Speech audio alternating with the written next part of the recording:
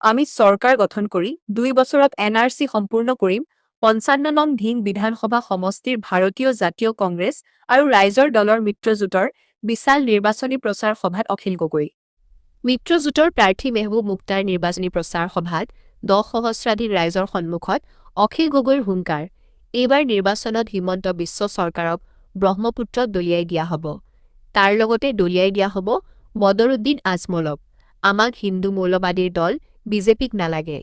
মুছলমানৰ মৌলবাদী দল AIDUFকো নালাগে। আমি অসমত হিন্দু মুছলমান ককাই ভাই বাই ভনী একেলগে থাকিম, একেলগে চলিম। অসমত আগতে যেনেকৈ হিন্দু মুছলমান একেলগে মিলাপ্ৰীতিৰ আছিল, বৰ্তমান তেনেকৈ থাকিম। আমাৰ চৰকাৰ হ'লে ভয় শংকাৰ পৰা মুক্ত হৈ থাকিব ৰাইজ।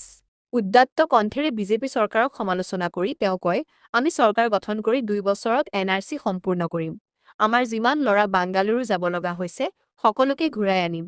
অসমৰ সকলো পথাৰত বিনামূলীয়া জলসিঞ্চন ব্যৱস্থা কৰি আধা দামত সাৰ, ৩বাৰ খেতি কৰা লোকৰ খাজনা ফ্ৰী কৰি দিম। গৌৰৱ গগৈৰ নেতৃত্বত চৰকাৰ হ'লে ২৬,০০০ গাঁৱত ২৬,০০০ ফেক্টৰী বনাম বুলি প্ৰকাশ কৰি অৰুণোদয় চলি থাকিব। বন্ধ নকৰোঁ বৰঞ্চ বয়োজ্যেষ্ঠসকলকো ৩,০০০ টকাকৈ পেঞ্চন দিম বুলি প্ৰকাশ কৰে গগৈয়ে। ৫৫ নং ধিং বিধানসভা সমষ্টিৰ ভাৰতীয় জাতীয় কংগ্ৰেছ আৰু ৰাইজৰ দলৰ মিত্ৰজোঁটৰ বিশাল নিৰ্বাচনী প্ৰচাৰ সভাত এইদৰে অখিল গগৈয়ে ভাষণ প্ৰদান কৰে। ধিং সমষ্টিৰ মিত্ৰজোঁটৰ প্ৰাৰ্থী মেহবুব মুক্তাৰৰ হৈ প্ৰচাৰ চলাই ৰাইজৰ দলৰ সভাপতি অখিল গগৈয়ে।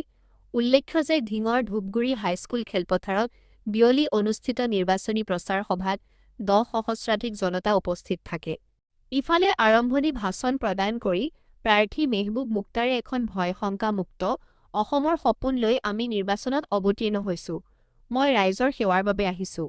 এজন AIDUFৰ বিধায়কে ৩বাৰ জয়ী হৈ আমাৰ ধিং সমষ্টিৰ ৰাইজক বেইমানি কৰিছিল।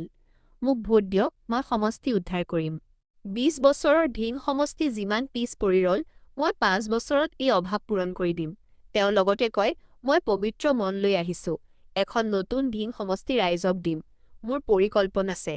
উক্ত সভাত বিজেপি, AIDUF দলৰ কেইবাজনো বিষয়ববীয়া সদস্যই দল ত্যাগ কৰি ৰাইজৰ দলত যোগদান কৰে।